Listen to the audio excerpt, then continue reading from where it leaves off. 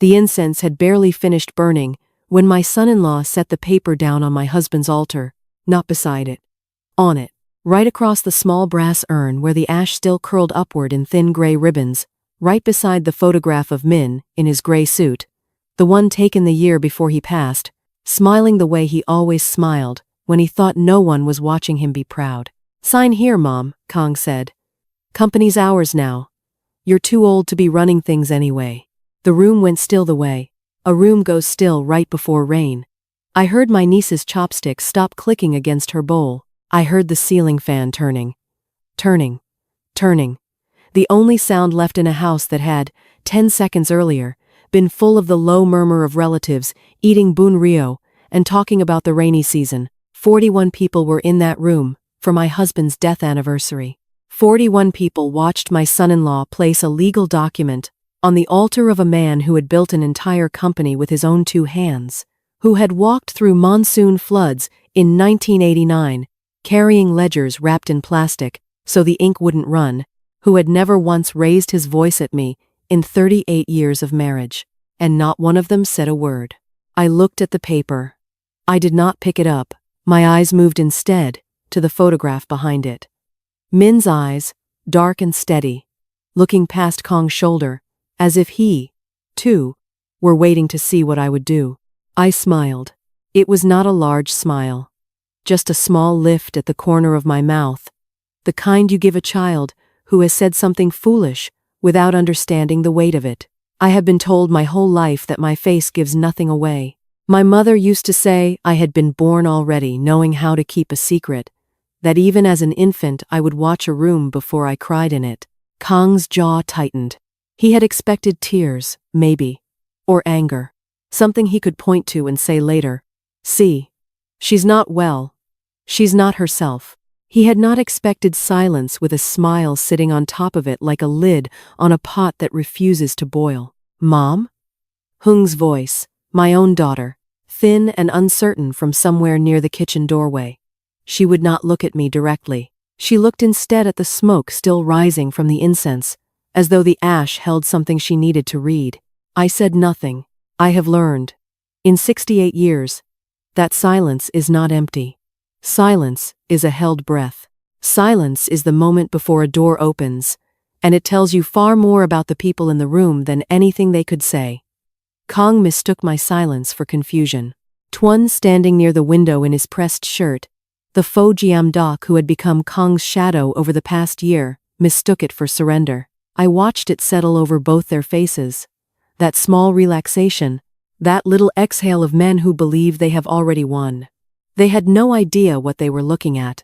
3 months earlier, on a Tuesday evening that smelled of rain on hot pavement, I had been the one standing in the doorway of my husband's old office downtown, watching Kang and Tuan through a half-open door, listening to 2 voices that did not know I was still in the building.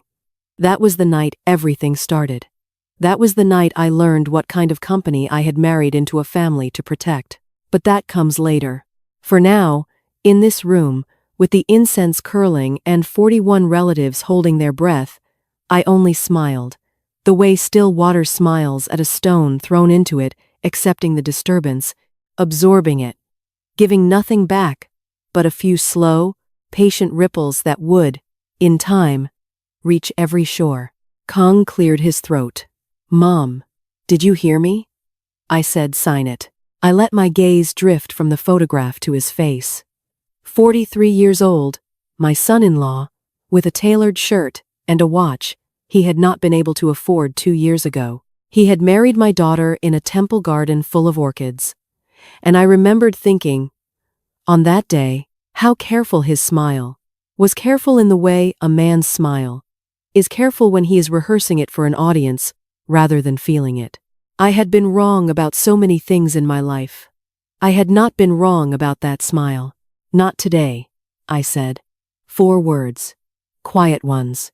The first words I had spoken since he set the paper down. A ripple went through the room, not relief, not yet, just the small readjustment of 41 people realizing the moment had not ended the way they expected. Tuan's eyes flicked toward Kong. Kang's jaw worked once, twice. The muscle there, jumping like something trapped beneath the skin. "Mom, we can talk about this later," Hung said quickly, stepping forward, reaching for the paper as though she might fold it away and pretend the whole thing had not happened. Let's eat. The food's getting cold." I did not move to stop her. I let her take the paper from the altar, the way you let a child take away a hot dish before it burns someone, but my eyes stayed on the incense, on the thin smoke rising and bending in the draft from the open window, the way it always bent toward the east, toward the morning, toward the place where my husband used to stand every day at dawn, to check the tide before walking to the warehouse by the river. I thought, in that moment, of something my grandmother used to say, an old saying my mother repeated to me so many times it had worn smooth in my mind like a river stone. Nước lặng mới là nước sâu. Still water is the deepest water. As a girl, I had thought it was about modesty, about being humble instead of loud. I understood it differently now. Standing in front of my husband's altar, while my son-in-law tried to take everything Min had built from beneath my feet, still, water does not announce its depth. It does not need to. It simply waits, undisturbed on the surface, while everything that matters happens beneath, where no one is watching. I excused myself from the table not long after, saying I needed air, that the incense smoke had given me a small headache. No one questioned it. An old woman needing air at her husband's memorial seemed, to everyone in that room, like the most natural thing in the world. I walked out into the courtyard, where the late afternoon light had gone the color of weak tea, and I stood beside the old guava tree Min had planted the year Hung was born, and I let my smile finally fall away from my face, because there was no one there to see what came after it. Min used to say I had married him for his ledgers, not his face. It was a joke between us, one he repeated at every anniversary dinner for 38 years, and every year I gave him the same answer. I married you because you were the only man in Haiphong who balanced his books before he asked a woman to dinner. It always made him laugh the same way, head tipped back, one hand pressed flat against his chest, as though the laughter might escape if he didn't hold it in. We met in 1979, in the back office of a state trading company, where I had been assigned after finishing my training at the banking institute.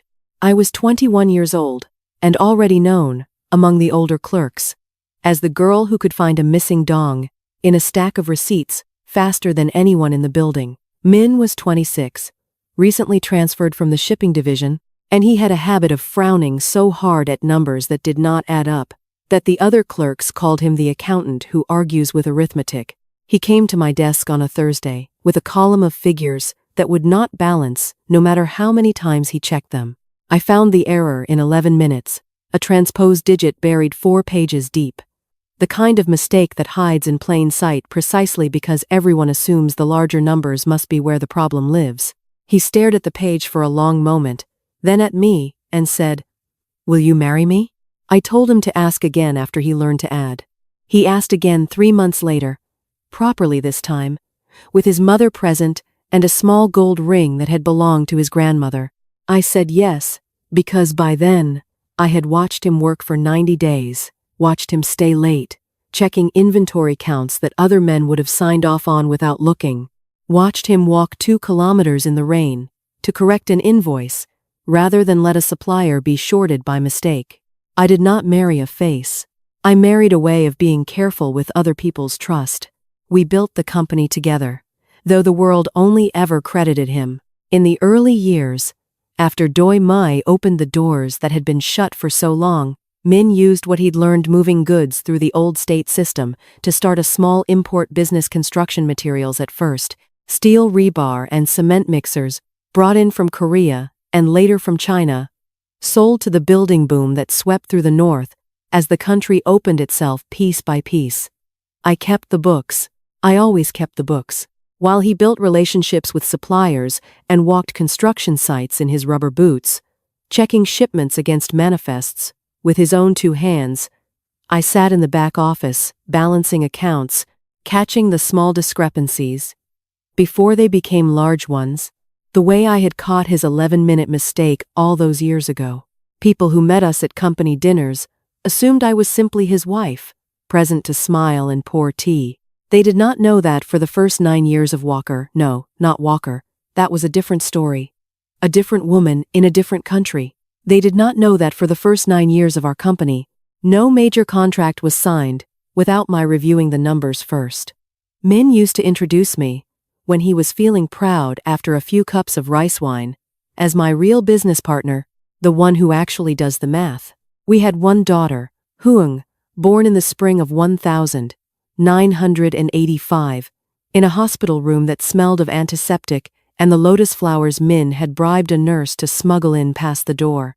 I remember holding her for the first time and thinking how strange it was that something so small could feel so much heavier than any ledger I had ever balanced.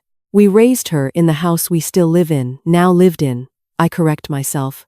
Though some habits of grammar are harder to change than habits of the heart, a house with a courtyard and a guava tree and, eventually, an altar where Min's photograph would one day sit beside his father's and his grandfather's, the line of ancestors watching over a home built slowly, carefully, with two people's stubborn insistence on doing things the right way even when the wrong way would have been faster.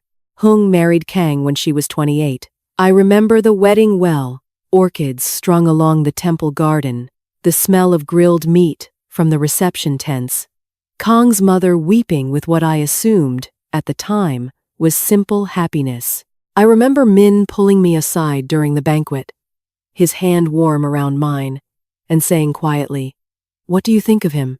I had not answered immediately. I watched Kang across the garden, watched the way he laughed loudly at jokes told by men who held more money or more position than he did, and the way his laugh thinned slightly when speaking to men who held less. It was a small thing. Most people would not have noticed it at all.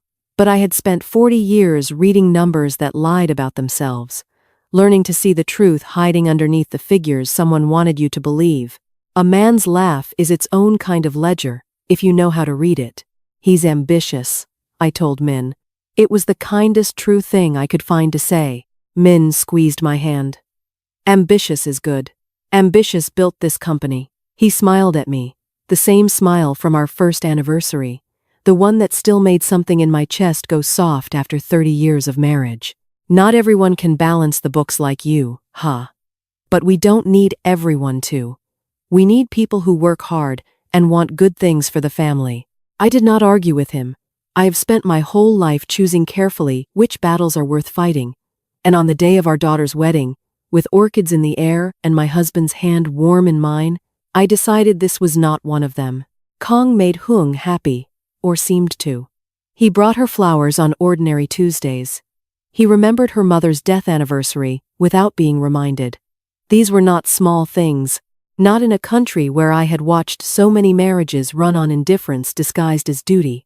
Min passed 3 years ago, in the autumn, his heart simply stopping one morning while he sat at his desk, reviewing a shipping manifest, his reading glasses still on, a cup of tea going cold beside his hand. I found him there. I have not been able to look at a teacup left too long without feeling something tighten behind my ribs since that day. After the funeral, after the 49 days of mourning rites, after the relatives returned to their own provinces, and the house went quiet in the particular way houses go quiet when they have held a grief too large for their rooms, I expected to step back from the company. I was 65. My eyes were not what they had been. I told myself Kang and Tuan could manage the daily affairs while I remained. As Min always called me, the real business partner present at the major decisions, reviewing the major contracts.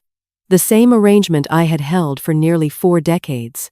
Simply with less of the daily walking through construction sites in rubber boots. It did not occur to me, in those first months of grief, to wonder how quickly a company could change. The first sign came on a Tuesday evening in late September. Though I did not recognize it as a sign at that time, I recognized it only as a small wrongness, the kind a careful person notices the way you notice a stitch dropped in a sweater barely visible, but enough to make the whole garment hang differently if you run your hand over it. I had stayed late at the office to finish reviewing the quarterly supplier contracts, a habit I had not broken even after Min's death, even after Kang told me, gently at first, that I didn't need to trouble myself with the details anymore. I told him the details were the only part of the business I had ever trusted. He laughed, the same laugh I had read so carefully at his wedding all those years ago, and said, "Of course, Mom, whatever makes you comfortable." That evening, the building was nearly empty by 7 o'clock. Most of the staff had gone home to their families, to bowls of rice cooling on dinner tables, to children waiting at the gate. I was gathering my papers in the back office. Min's old office, though I still thought of it that way even 3 years on when I heard voices through the half-open door of the conference room down the hall. Kang's voice first, low but carrying in the empty corridor, the way sound does, in a building with high ceilings and tile floors. She still wants to review every contract. Every single one. It's slowing everything down. Then Tuan's voice, quieter, more careful. She's the chairwoman on paper. As long as her name's on the registration, we need her signature on anything major. Then we change whose name is on the registration. A pause. I stood very still in the doorway of Min's old office, my hand resting on the stack of contracts I had been about to carry home, my heart beating in a way I had not felt since the morning I found my husband at his desk, with his tea gone cold. "That's not simple," Tuan said. "Changing the legal representative needs a shareholder's resolution. Properly documented, properly voted. So we document it properly." Kang's voice had taken on the brisk, satisfied tone I remembered from business dinners. The tone of a man closing a deal in his head before the ink was dry on paper. "Most of the shareholders are family. They'll sign whatever I put in front of them if I frame it the right way. Mom's getting older. Everyone can see it. We just need the paperwork to say what's already obvious to everyone in this building." I did not move. I did not breathe. It felt like, though of course I must have. The hallway light buzzed faintly overhead, the way it always did at that hour, a small electrical hum I had grown so used to over the years that I usually did not notice it at all. I noticed it now. I noticed everything now. The way you notice the precise weight of a glass, the moment before it slips from your hand. "And if she fights it?" Tuan asked. There was a silence before Kang answered, and in that silence, I understood that he had already thought about this question, had already turned it over enough times that his answer came easily, without hesitation, when he finally gave it. "She won't. She's not built for fighting." 38 years, she sat in the back office doing math, while Dad made the decisions. She doesn't know how to be in front. She'll cry a little, maybe complain to Hung, and then she'll sign because she won't know what else to do. I have been called many things in my life. A clerk who found mistakes faster than anyone in the building. A real business partner, by a husband who meant it as the highest compliment he knew how to give. I had never, until that moment, been called someone who did not know how to be in front. I set the contracts down on Min's old desk, very carefully, the way you set down something you do not want to make a sound. Then I walked, quietly, back through the rear corridor, past the supply closet and the small kitchen where the staff made their afternoon tea, and out the back entrance into the parking lot, where the evening air had gone cool and smelled faintly of rain that had not yet fallen. I sat in my car for a long time, before I started the engine. I did not cry. I want to be honest about that, because I think people expect tears in moments like this, expect a woman my age to crumble quietly behind a steering wheel. I did not cry. What I felt instead was something colder and more useful than grief, a kind of stillness I recognized from 40 years of reviewing numbers that did not add up, the particular calm that comes just before you find the error, just before the column finally balances and tells you the truth it had been hiding. She doesn't know how to be in front.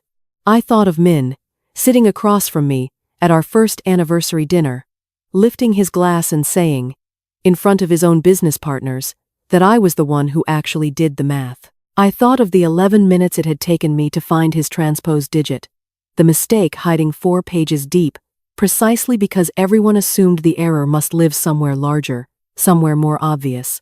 Kang and Tuan were looking at the larger numbers. They were looking at the company's public face, at boardrooms and signatures, and the comfortable assumption that a quiet widow would not know how to read a falsified resolution, even if it were placed directly in front of her. They had not considered that the woman who taught herself, decades ago, to find the smallest transposed digit in the longest column of figures might also know exactly how to find the smallest fraudulent signature in the longest legal document. I drove home that night the long way, past the river where Min used to check the tide every morning, past the warehouse where he had once walked through monsoon floods with ledgers wrapped in plastic.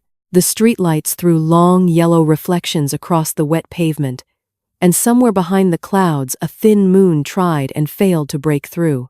I did not sleep well that night, but I did not need to sleep.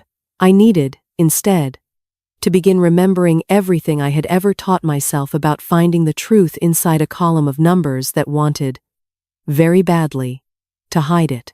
I did not confront Kong the next morning. I made tea instead.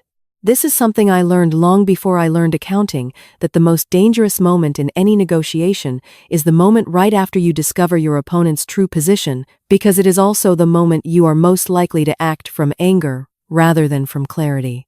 My mother used to watch me as a girl, watching the way I clenched my jaw when another child cheated at a game, and she would say, "Con a, yarn qua, the mut con anger makes a person foolish." I had carried that small warning with me through 40 years of business dealings, through contract disputes and supplier negotiations, and I was not about to abandon it now, in the one negotiation of my life that mattered more than all the others combined. So I made tea. I sat in the courtyard beneath the guava tree as the sun rose, the way I had every morning since Min died, and I let myself think clearly instead of quickly. By the time Hung came downstairs for breakfast, I had already decided on my first small step. "Did you sleep well, Mom?" she asked, settling across from me at the table, her hair still damp from the shower, her phone already in her hand, the way it always was these mornings. "Well enough," I said. "I was thinking I might go through your father's old files this week. Some of the early company records. I haven't looked at them properly since he passed." She glanced up from her phone, mild surprise crossing her face. "The really old ones? From before I was born?" "Some of those too. I want to make sure everything is organized properly. Your father was careful about records. I'd like to honor that." It was not a lie, exactly.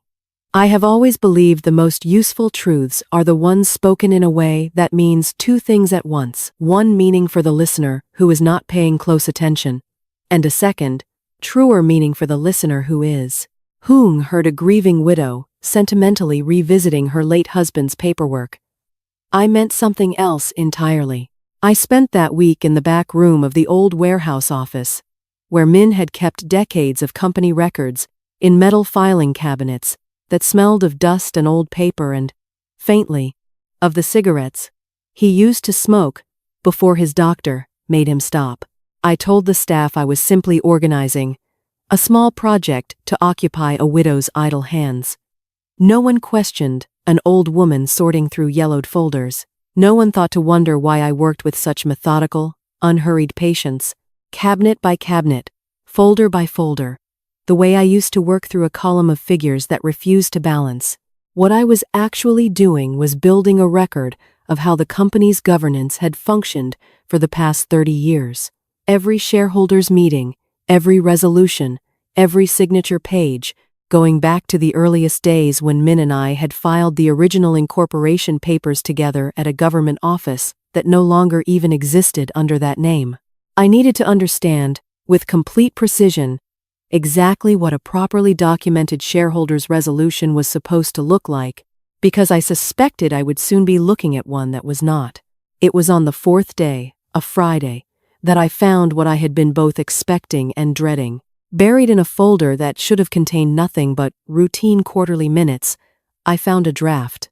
Not the final version. Kong and Tuan had not been careless enough to leave the real document lying in an accessible cabinet, but a draft, printed and then apparently forgotten, perhaps left behind by an assistant who did not know what she was discarding.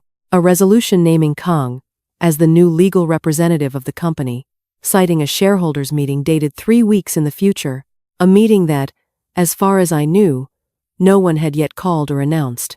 My hands did not shake as I read it. I want to be honest about that too.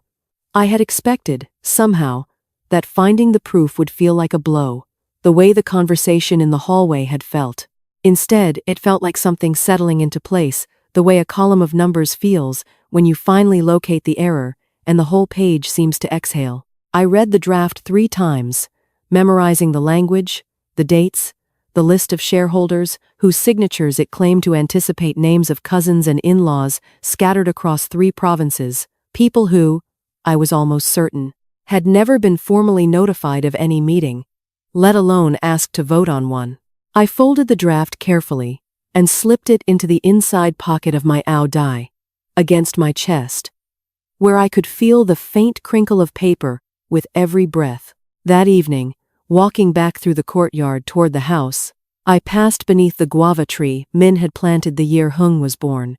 The evening wind had picked up, the kind of dry season wind that rattles through leaves and carries the smell of distant rain that has not yet decided whether it will fall. I stopped beneath the tree for a moment, the way I sometimes did when I needed to think, and looked up through the branches at the darkening sky. 3 weeks. They had given themselves 3 weeks to gather signatures on a meeting that had not been called, for a resolution that did not yet officially exist, naming a legal representative who was not entitled to the company his father-in-law had built. 3 weeks was not very much time to stop a fire already lit, but it was, I thought, watching the guava leaves shiver in the wind, exactly enough time to learn how the fire had been started, and precisely who else, beyond Kong and Tuan, might already know more about it than they were letting on. The shareholders' meeting did not wait 3 weeks. It happened in 9 days. I learned this not from Kang, not from Tuan, not from anyone who owed me the courtesy of an honest answer, but from my own younger cousin, Mai, who called me on a Wednesday evening, sounding apologetic and confused in equal measure. Aunt Ha, I got a strange email today. From the company. Something about a shareholders' resolution I need to sign? It says there's an urgent meeting scheduled for Friday, but I don't remember anyone mentioning it before. I was standing in the kitchen when she called, a pot of water just beginning to murmur on the stove, and I felt something in my chest go very still and very cold at the same time, the way a pond goes still right before the first frost touches its surface. What does the email say, Mai? Can you read it to me? She read it slowly, the way people read documents they do not fully understand, stumbling slightly over the formal legal language. An emergency shareholders meeting, a vote to formalize changes in company leadership in light of recent operational needs, a request for proxy signatures from shareholders unable to attend in person, with a form attached, already filled in with Kong's name as the proposed legal representative, requiring only a signature at the bottom. Aunt Ha, are you going to be there? I don't really understand what this is about. Should I sign it? I closed my eyes for a moment, the steam from the pot rising warm against my face. Don't sign anything yet, Mai. Not until I've had a chance to look at it properly. Can you forward me the email? She agreed easily, the way family agrees to small requests without asking why. And within minutes the email sat open on my phone screen, the proxy form attached exactly as she had described it. I read it twice, then a third time, my eyes moving carefully down each line the way they used to move down a column of disputed figures. The meeting was set for Friday, 2 days away, at the company's main office, scheduled for 9 in the morning. A time chosen, I understood immediately, because it was a time when most of the scattered family shareholders, the cousins and in-laws living in 3 different provinces, would find it easiest to simply sign a proxy form and stay home rather than travel for a meeting they did not fully understand the importance of. But it was not the timing that made my hands go cold around the phone. It was the list of shareholders CC'd on the email, the same names I had memorized from the draft, folded against my chest 2 weeks earlier. Except now, there was one name added that had not been there before, one name I had not expected to see attached to this scheme at all. Hung, my own daughter's name, listed not merely as a recipient, but as a co-signer on the meeting's official notice. Her signature already present at the bottom of the cover letter beside Kang's, formally requesting the emergency meeting be called. I sat down at the kitchen table very slowly, The phone still in my hand, the water on the stove beginning to boil now, unattended, sending up small, frantic clouds of steam that I did not move to silence. It is one thing to discover that a son-in-law, ambitious and impatient, has decided his wife's inheritance belongs more rightfully to him than to the old woman who built it alongside her husband. It is another thing entirely to discover that your own daughter, the child you carried for 9 months, the child you taught to write her own name at this same kitchen table 35 years ago, had put her own signature beside his, on the document meant to remove you. I do not know how long I sat there. Long enough that the water finished boiling and began to hiss against the sides of the pot, a sound I registered distantly, the way you register a storm happening somewhere outside a window you are not looking through. I thought of something my mother used to say about rivers, that a river does not betray the land it runs through. It only follows the path the land allows it to follow. I had spent 3 years believing my daughter remained loyal to me out of love, the same way I had once believed a riverbed remained fixed simply because the water above it looked calm. I understood now, sitting in my kitchen with steam rising unattended and my daughter's signature glowing on a screen in my hand, that the riverbed beneath us had been shifting for far longer than I had allowed myself to notice. I finally rose and turned off the stove. My hands, when I looked at them, were steady, steadier in fact, than I expected them to be, as though some part of me had already absorbed the shock and moved past it into something colder and more useful. I called Mai back. "Don't sign the proxy form," I told her. "And Mai, please don't mention to anyone that we spoke about this. Not yet. Is everything all right, Aunt Ha?" I looked through the kitchen window at the courtyard outside, where the guava tree stood dark against the evening sky, its leaves rustling faintly in a wind that smelled, faintly, of rain still 2 days off. "Everything will be all right," I said, "but I need a little time to make sure of it." After I hung up, I did not cry, though I want to admit, for the sake of honesty, that I came closer to it that evening than I had since the morning I found Min at his desk, with his tea gone cold. What stopped me was not strength. Exactly. It was the same instinct that had always stopped me at the edge of every difficult column of figures, the understanding that grief and anger were luxuries I could examine fully only after the work was done, not before. I sat back down at the kitchen table and opened my laptop, the same one Min had bought me for my 60th birthday, joking that even a real business partner needed to learn how to use modern tools. I began making a list not of accusations, not yet, but of questions. Who had drafted the proxy form's legal language? Who had access to the shareholder contact list? Whether Friday's meeting had been registered with the proper authorities at all, or whether it existed only on paper, sent quietly to people too far away and too trusting to ask the right questions. Friday was 2 days away. 2 days was not very much time, but as I sat there in the quiet kitchen, the steam long since settled, the only sound the faint creak of the guava tree outside bending under the evening wind, I understood with sudden, complete clarity that my daughter's signature on that document was not the end of anything. It was, I realized, the first piece of proof I would need, though I did not yet know how much more proof would have to break my heart before this was finally over.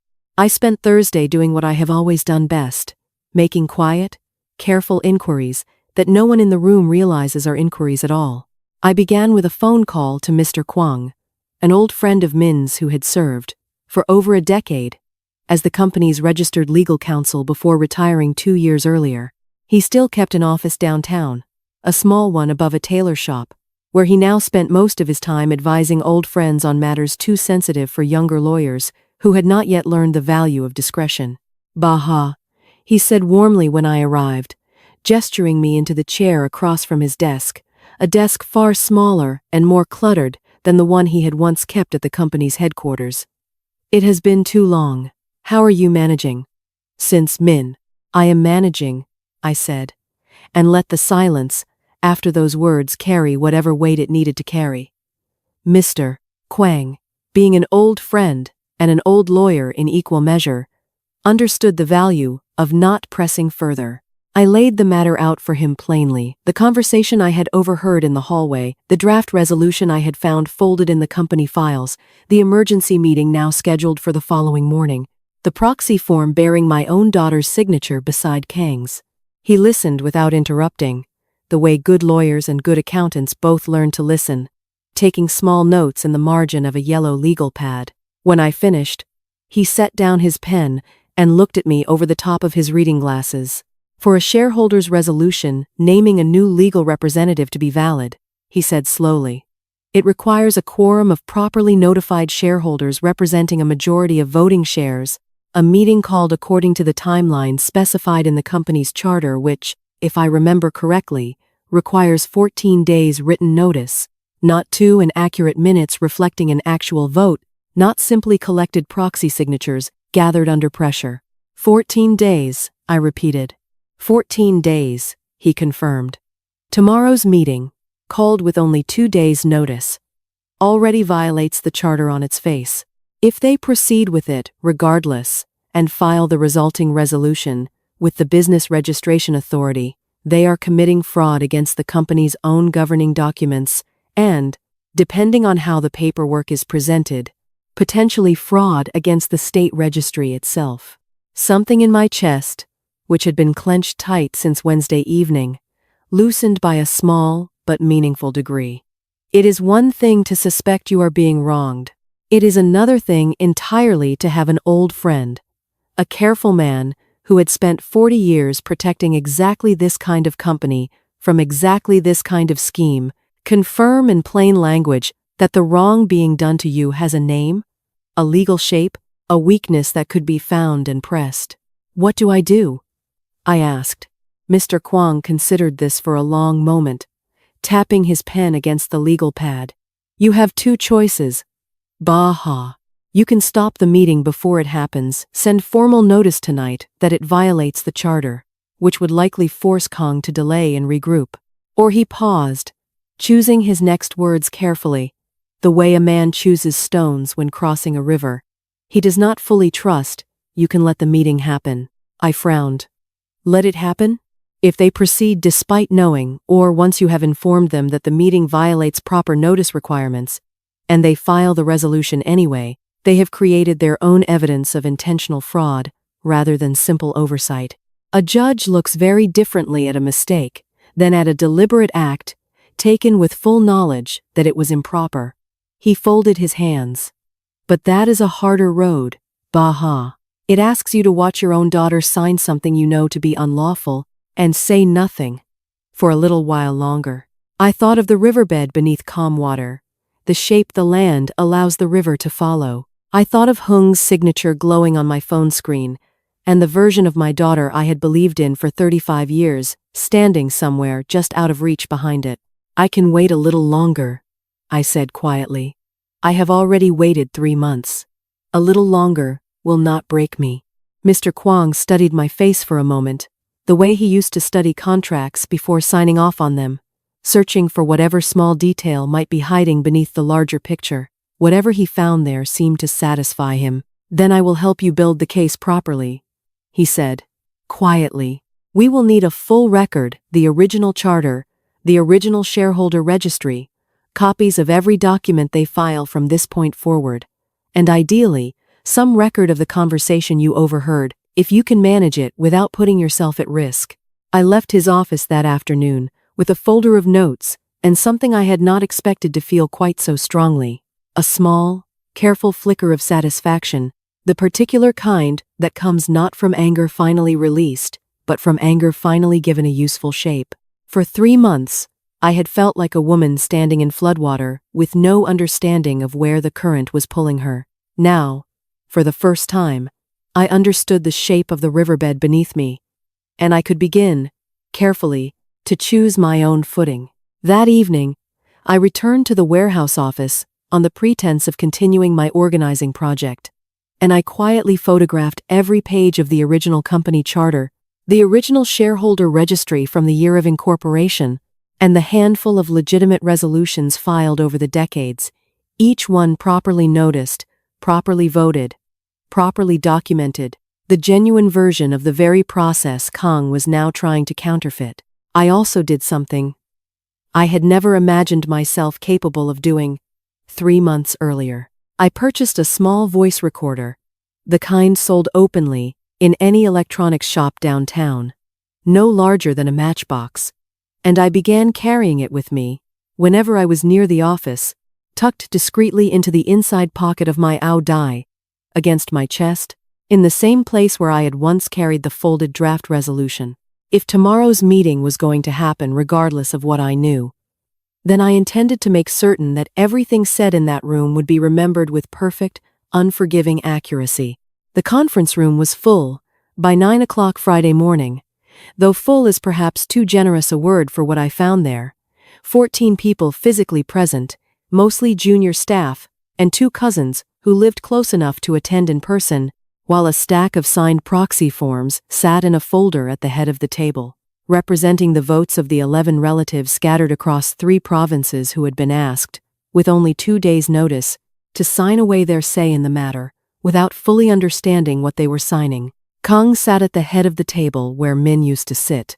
I noticed this immediately, the way you notice a chair moved slightly out of place in a room you know by heart. Tuan sat to his right, a stack of papers in front of him already organized into neat, confident piles, the posture of a man who has rehearsed exactly how this meeting will unfold and expects no deviation from the script. I took a seat near the far end of the table, beside Mai, who had come despite my advice not to sign the proxy, telling me quietly in the hallway beforehand that she wanted to understand what was actually happening before she decided anything. I appreciated her more in that moment than I had words to tell her. Kang opened the meeting with the easy confidence of a man who had already counted his votes and found the count sufficient. Thank you all for coming on short notice. As you know, the company has faced some challenges with leadership continuity since my father-in-law's passing, and the board feels it's time to formalize current operational realities with an updated legal structure. Operational realities. I turned the phrase over in my mind, the way I used to turn over a disputed invoice, searching for the small inconsistency, hiding inside language designed to sound larger and more official than the truth beneath it. Tuan distributed copies of the resolution, the same language I had already memorized from the draft I'd found in the warehouse files weeks earlier, now formalized, naming Kang as the company's new legal representative, citing the gathered proxy votes as sufficient to constitute a quorum. We have proxy votes representing 62% of outstanding shares, Tuan said, his voice carrying the flat, practiced cadence of a man reading numbers he wanted to sound more solid than they were. Combined with those present today, that gives us well above the simple majority required to pass this resolution. I let him finish. I let Kang call for questions. Watched him scan the room with the satisfied expression of a man who expects silence and receives it, because silence was, after all, exactly what he had built this meeting, to require a room full of people too confused, too rushed, or too far away to ask the question that actually mattered. I raised my hand. I felt the room shift slightly, when I did it not dramatically, just a small redistribution of attention, the way a still pond shifts almost imperceptibly when a single stone breaks its surface. Kang's eyes found mine. And for just a moment, something flickered there that I recognized from 38 years of reading faces across negotiation tables. The small, involuntary tightening of a man who has not actually prepared for the question he is about to be asked, only for the questions he expected to receive. "Mom," he said, with the careful patience people use when speaking to someone they do not expect to understand the conversation. "Did you have something to add?" "Just a small question," I said, keeping my voice mild, almost apologetic, the voice of an old woman who does not wish to cause trouble. The company charter specifies 14 days written notice for any meeting involving a vote on changing the legal representative. This meeting was called with 2. Can someone explain how that requirement was satisfied? The silence that followed was not the comfortable silence Kang had built his meeting around. It was a different kind, entirely the silence of a room, realizing, all at once, that the quiet old woman at the far end of the table had read the same document Everyone else in the room had skimmed past without understanding. Twen recovered first, the way men who have rehearsed for contingencies always do. The notice requirement can be waived in circumstances of operational urgency. With board approval, show me where that exception appears in the charter, I said, still mild, still apologetic in tone, though I felt, beneath the surface of my voice, something harder settling into place. I reviewed the full document yesterday. I did not find any provision allowing the 14-day requirement to be waived. I watched Kang's face change, watched the careful, rehearsed confidence drain out of it the way water drains from a cracked vessel slowly at first, and then all at once. He looked at Twen.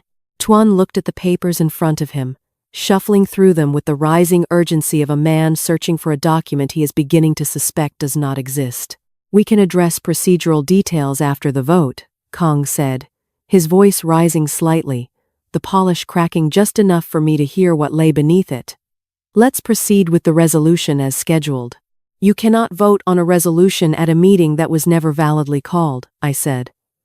Any vote taken today, given the charter violation, would itself be invalid.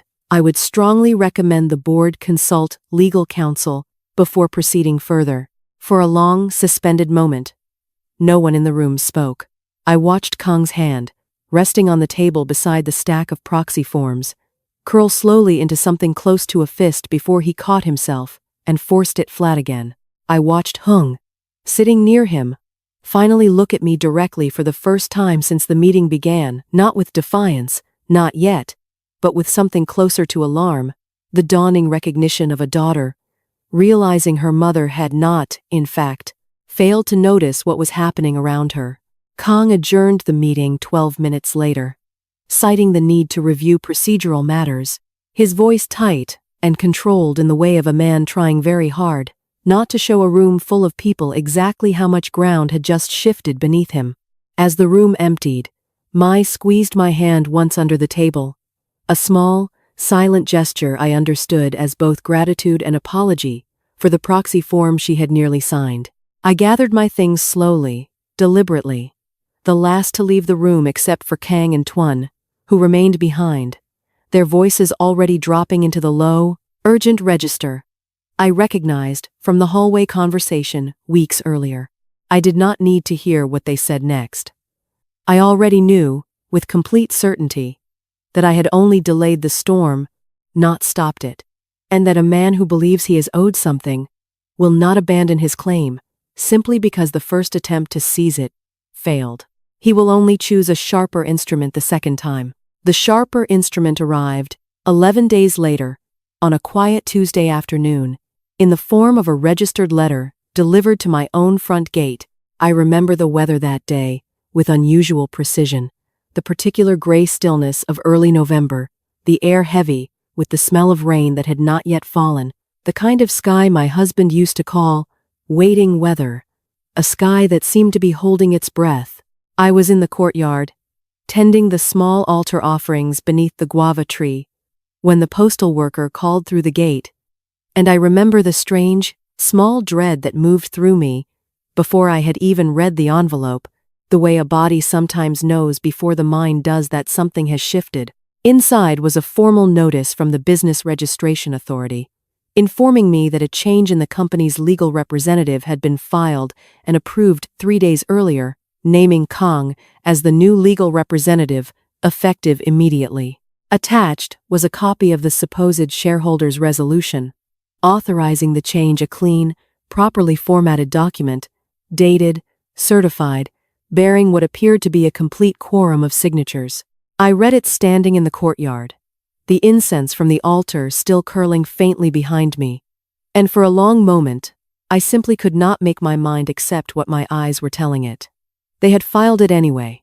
After the meeting I had stopped, after the charter violation I had named plainly in front of everyone in that room, they had gone back, quietly, and constructed a new version of the same document, one that now claimed to satisfy every requirement I had pointed out, complete with a fabricated record of a properly noticed meeting that had, as far as I could determine, never actually taken place.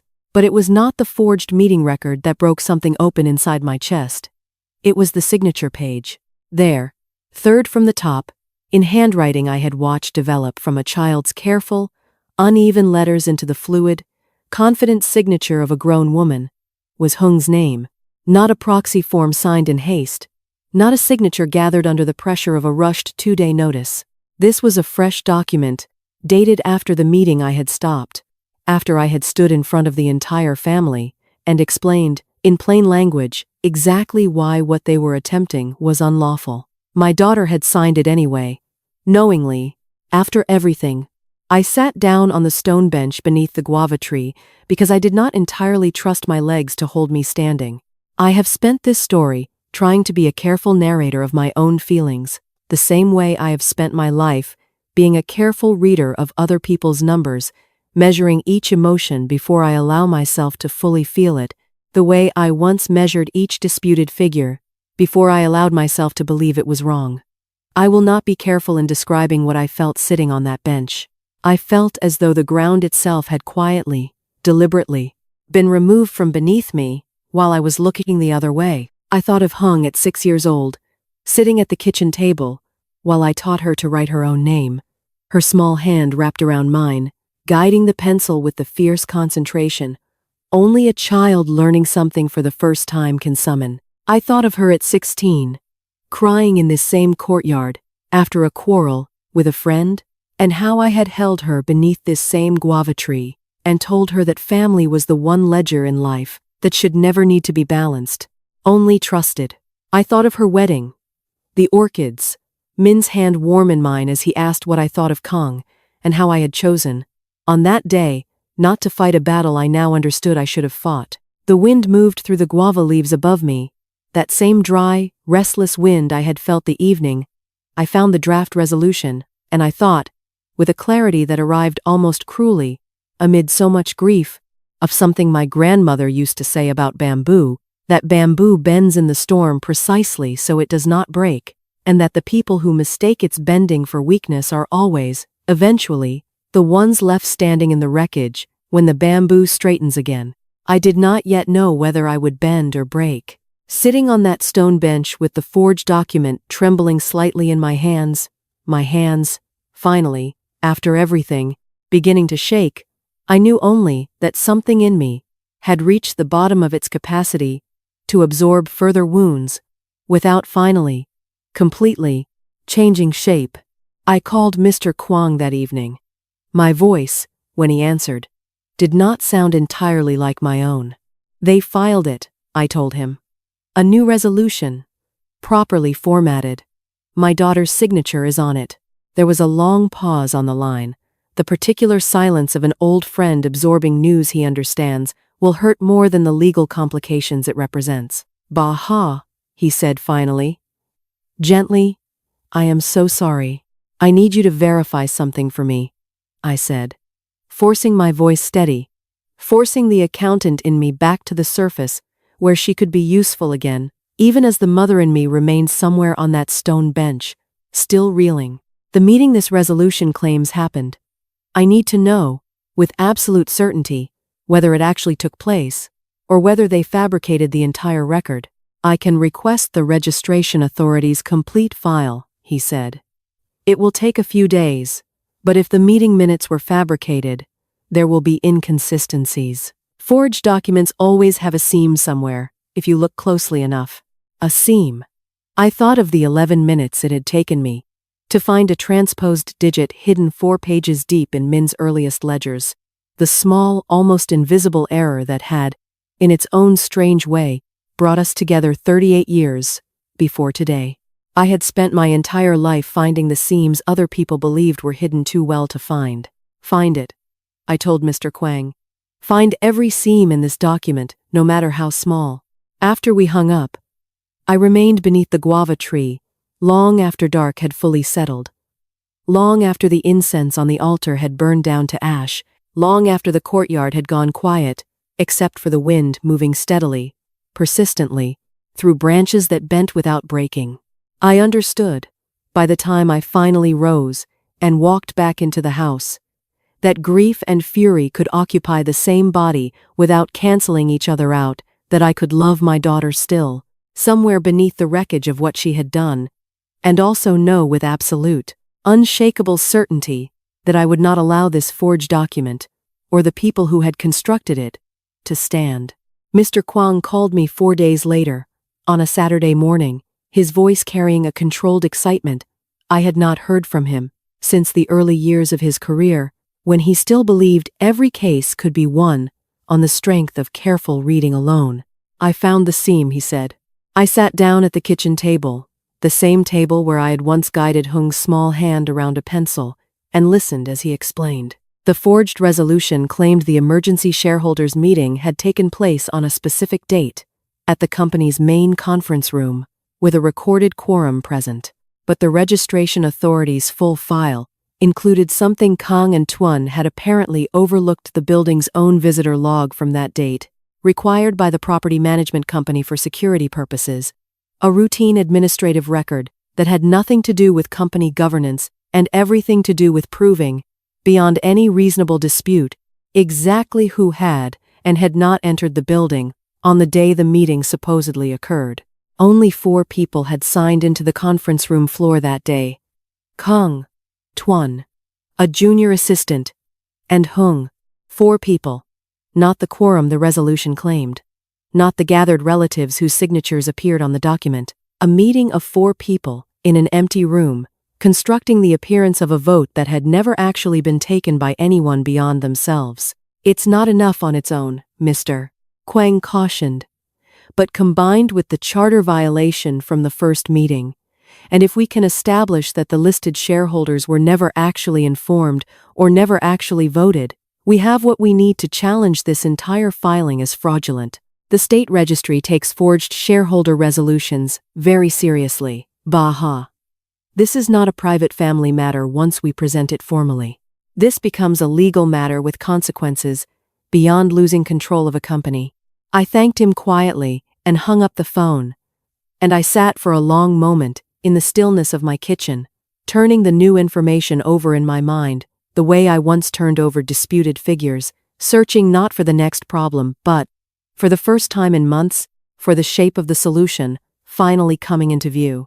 I spent that weekend doing what I have always done, in the quiet, unglamorous hours before any real confrontation, preparing, methodically, without announcing a single step of my preparation to anyone who did not need to know it. I had Mr. Kwang formally request certified copies of every document: the original charter, the fabricated resolution, the building's visitor log, the list of shareholders, who had never been properly notified, despite their names appearing on proxy forms, gathered under false pretenses. I called each of those scattered relatives myself, one by one, over 3 patient days. My first, then cousins in Haidung, an aunt in Quang Ninh, an elderly uncle who had not even known a meeting had been called at all. I did not accuse anyone. I simply asked careful questions, the way I had asked careful questions my entire life, and let each answer settle quietly into the growing record Mr. Kwang was assembling. No formal notice received. No understanding of what they were signing.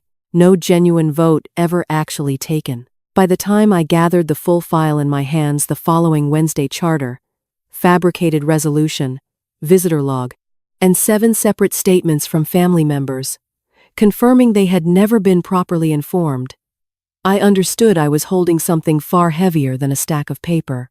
I was holding the truth, finally assembled in a shape no one could argue away as confusion or misunderstanding. The way Min's earliest ledgers, once corrected, had told a truth no amount of careless arithmetic could continue to hide. I had not yet decided exactly how I would use it.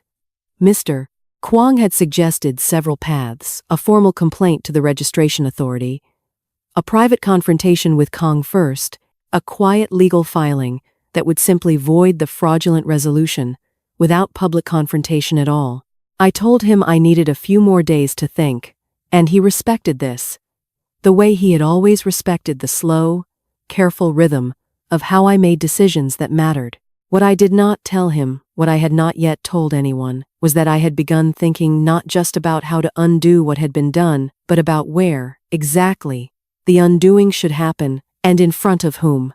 Min's death anniversary was approaching again in a matter of weeks, the second since the day Kong had set that first document down upon my husband's altar in front of 41 relatives, the day that had started everything.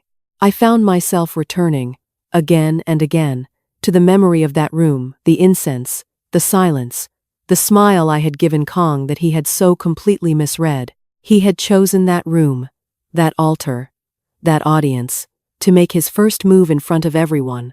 I began to think, sitting alone in my kitchen with the full weight of the truth finally gathered in my hands, that there might be a particular justice in choosing my own answer in a room just as full, just as witnessed, though not, this time, a room of mourning relatives gathered around an altar.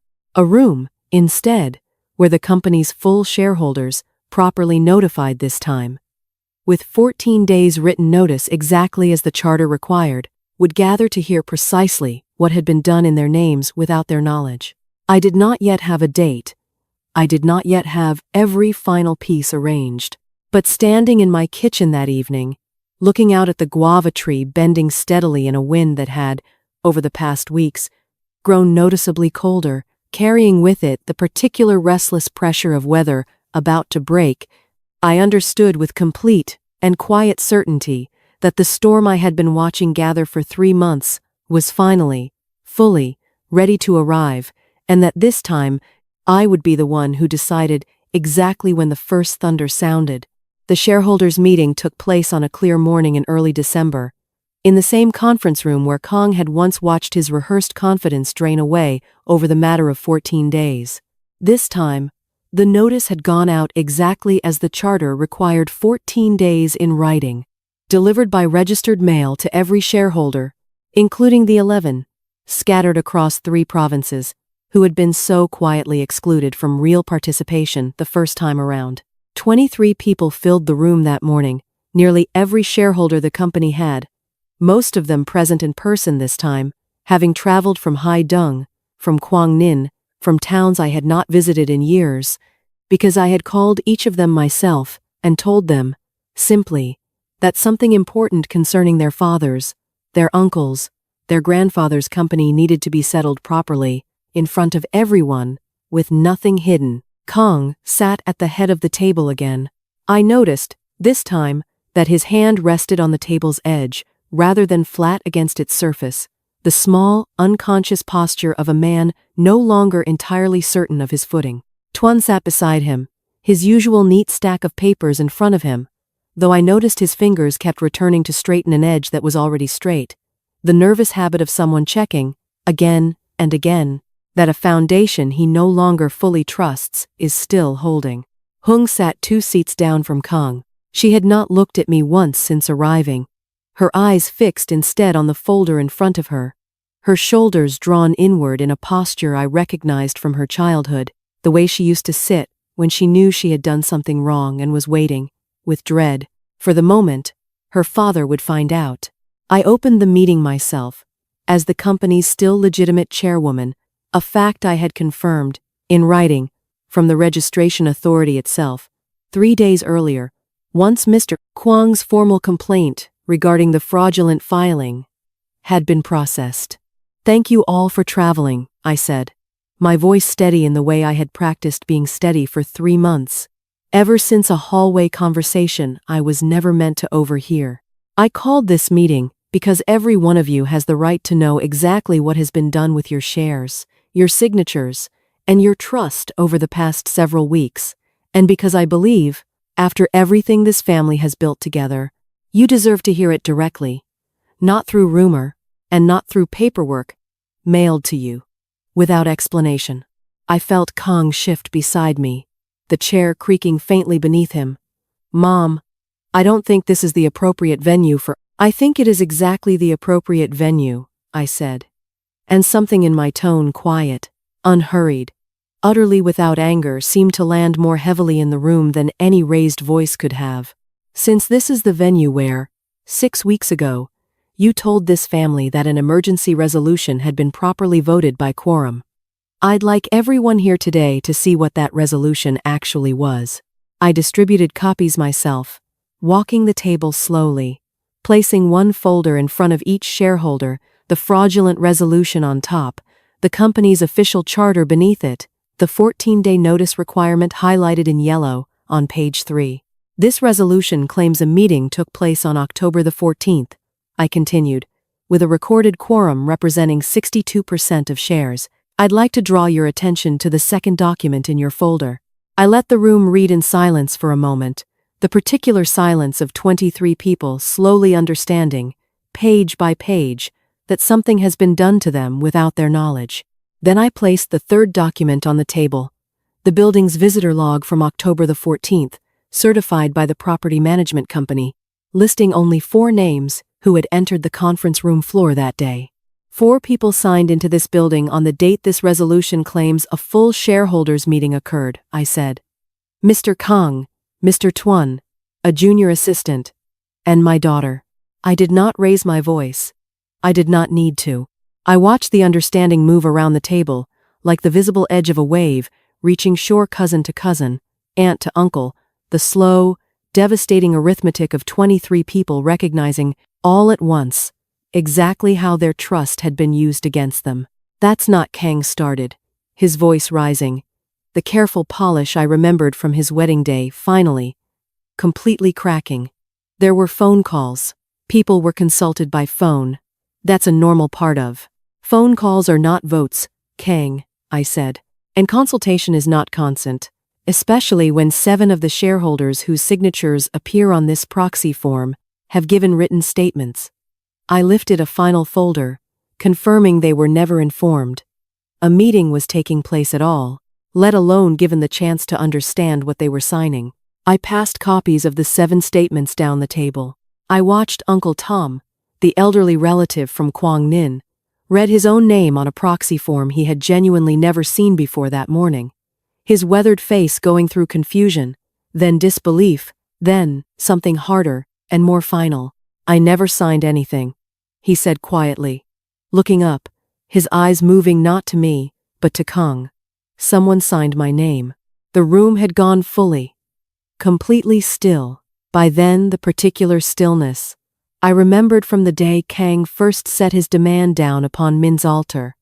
Except this time, I understood, the silence belonged entirely to me.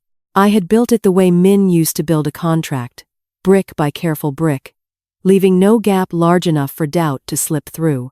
He told me my mother wasn't capable of running things anymore, I said. And for the first time that morning, my voice carried something beyond its careful steadiness, not anger exactly, but the particular weariness of a woman who has spent 3 months proving, point by exhausting point, that the opposite was true. He told me, in this very room, that I would sign whatever was placed in front of me, because I didn't know how to be in front. I'd like everyone here today to look at what I've just placed in front of you, and decide for yourselves who, in this room, actually understood what they were doing. Kang's mouth opened. No words came out of it. And in the silence that followed, I understood, with a quiet, settling certainty, that the answer to his cruelest words had finally, fully arrived, not through anger, not through accusation, but through the simple, undeniable weight of a truth laid carefully, document by document, in front of the very people he had once believed would never look closely enough to find it. What happened next? I did not orchestrate. I had built the foundation carefully enough that I no longer needed to. Tuan was the first to break, though I think, looking back, the cracks in him had been forming since the moment Uncle Tom said someone signed my name. He stood up so abruptly, his chair scraped hard against the tile floor, the sound sharp enough that several relatives flinched. I told you we needed actual signatures, not phone consultations, he said, turning on Kang, with an urgency that had clearly been building, unspoken, for weeks. I told you the proxy collection wasn't solid. This was your plan to rush it. My plan? Kang's voice cracked upward. The careful confidence of the man who had once announced operational realities to a quiet room now nowhere to be found. You're the one who said the visitor log wouldn't matter, that nobody checks building records for a private company meeting. I said it was a risk worth taking if we moved fast enough. You're the one who insisted on filing the resolution before we had real consensus. Because you were worried He stopped himself a half-second too late. But a half-second was enough. 23 relatives had already heard exactly what he was about to say. Worried she'd find out. Worried the quiet old woman organizing dusty files in the back office might actually understand what was being built around her, brick by brick, while everyone assumed her grief had made her smaller, slower, easier to work past unnoticed. Kang's face had gone a dull, mottled red, the look of a man realizing, in real time, that his closest ally was dismantling him in front of the very audience he had spent 6 weeks trying to control. This isn't the time to. It's exactly the time, Tuan snapped, and I understood, watching him.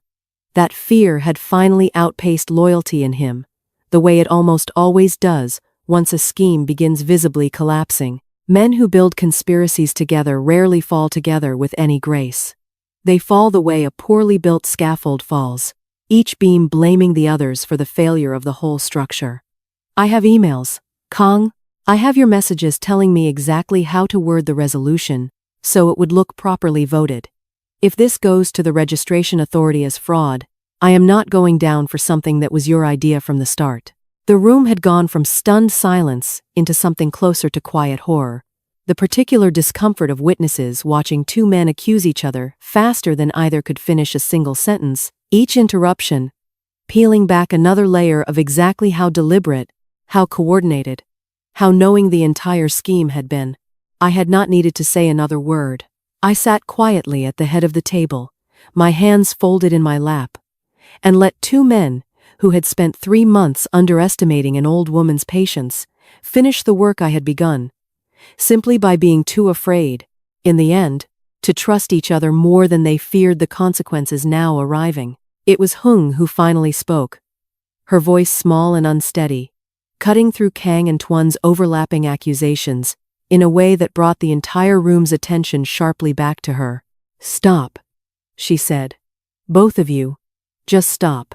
Kang turned to her, something almost pleading in his expression now, the desperate look of a man searching for one remaining ally in a room that had turned entirely against him. "Hung, tell them this was a family decision, that we discussed it together, that your mother—" "I'm not lying for you anymore," Hung said. And her voice, though still shaking, carried a different quality than I had heard from her in months, not the careful, evasive tone she had used since this began, but something rawer, closer to the daughter I remembered from before any of this started.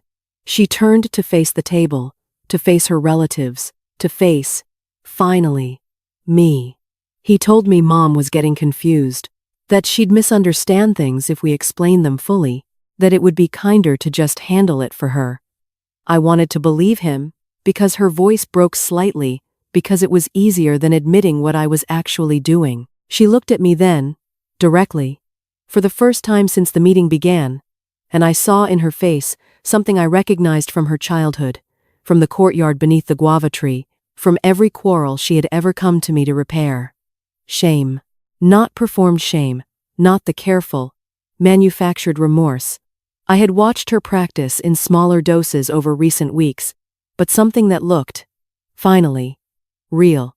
"I'm sorry, Mom," she said. "I should have asked you directly, instead of believing what he told me about you." I did not answer her immediately. I let the silence hold for a moment, the way I have always let important silences hold, because some apologies need room to exist before they can be properly received, and I was not yet certain whether this one had earned that room. Around the table, the remaining shareholders had begun speaking quietly among themselves, the low murmur of people who have just watched a conspiracy unravel from the inside, and are beginning to understand exactly what needs to happen next.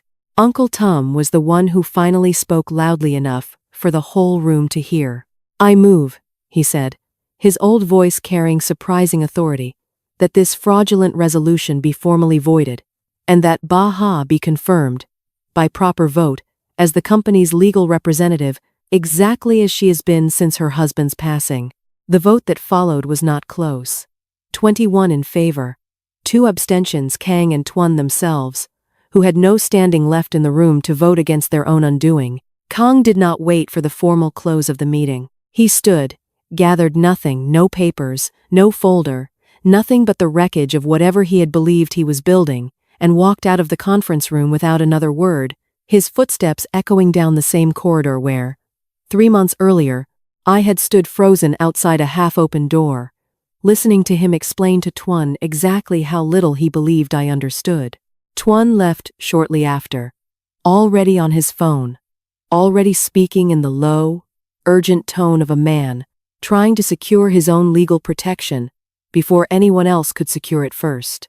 I remained at the table a moment longer, looking around the room at 23 relatives who had traveled from 3 provinces to hear a truth I had spent 3 months assembling, and at my daughter, sitting 2 seats away, finally looking back at me without the folder between us, finally looking like the child I had taught to write her own name at a kitchen table, 30 years before any of this began. The company did not change in any way that strangers would notice.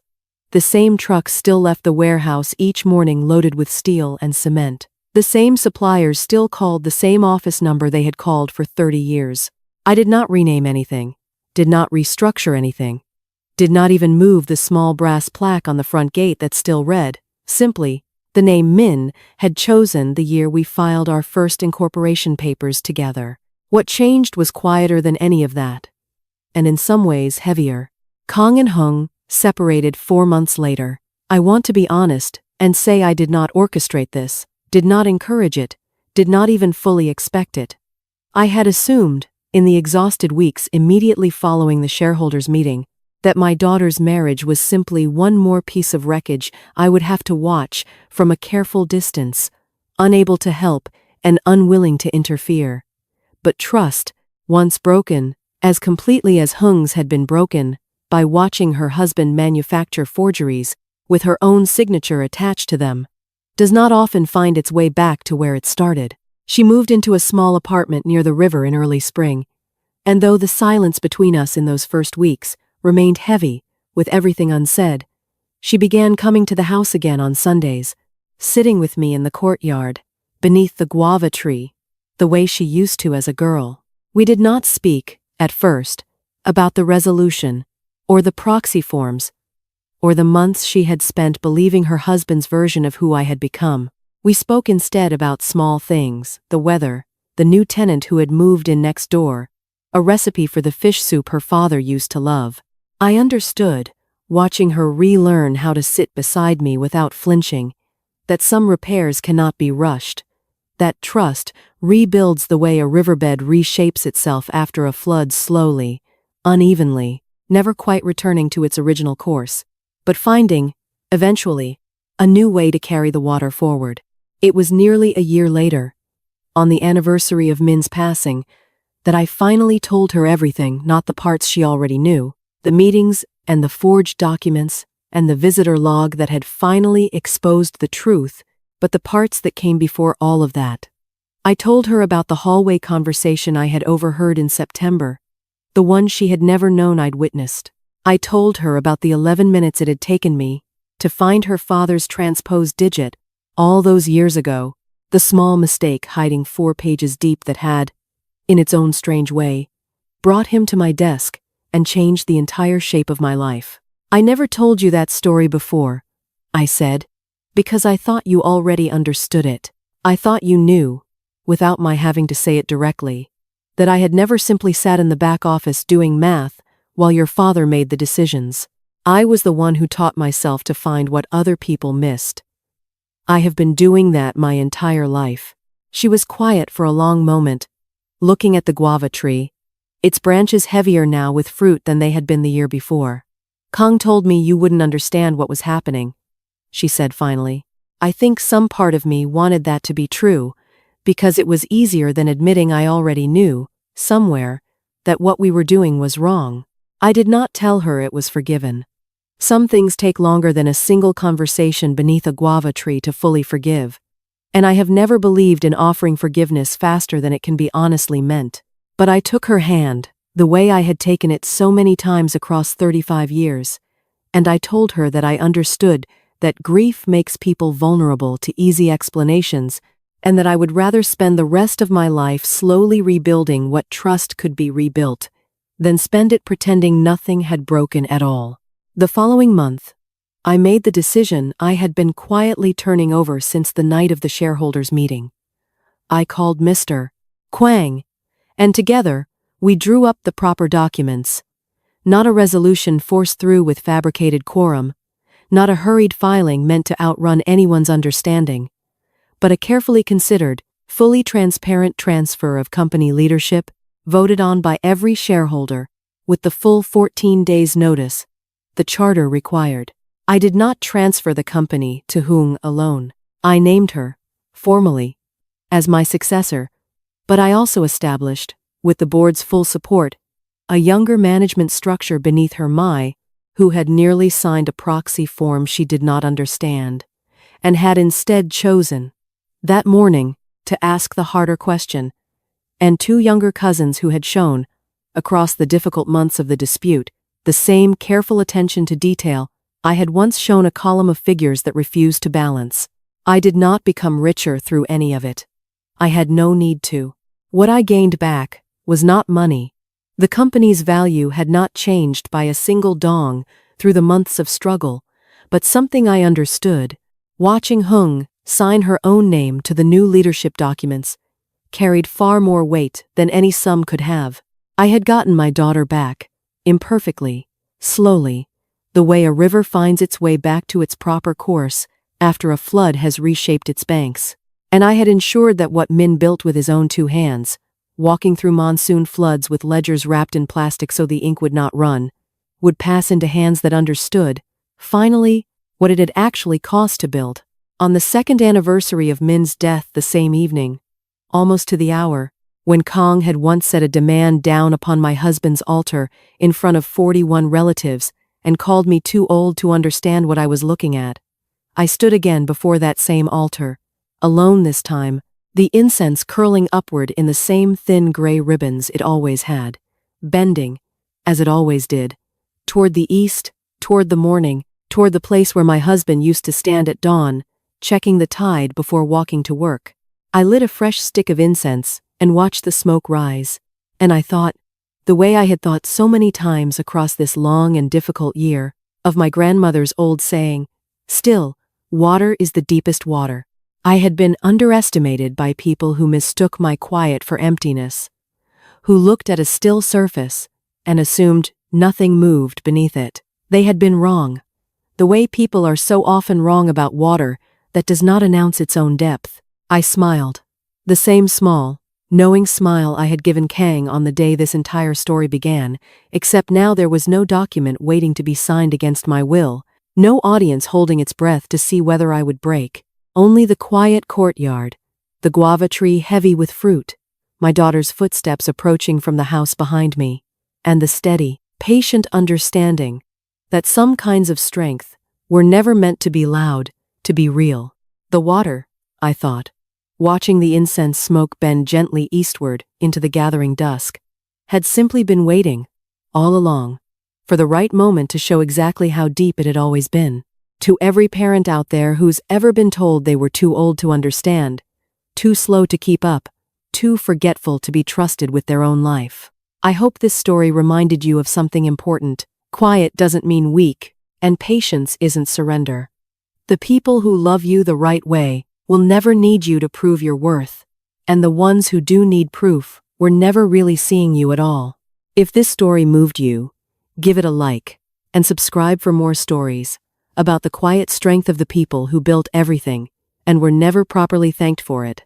If you were in Ha's place, would you have forgiven your daughter as quickly as she did, or would you have needed more time? Let us know in the comments below.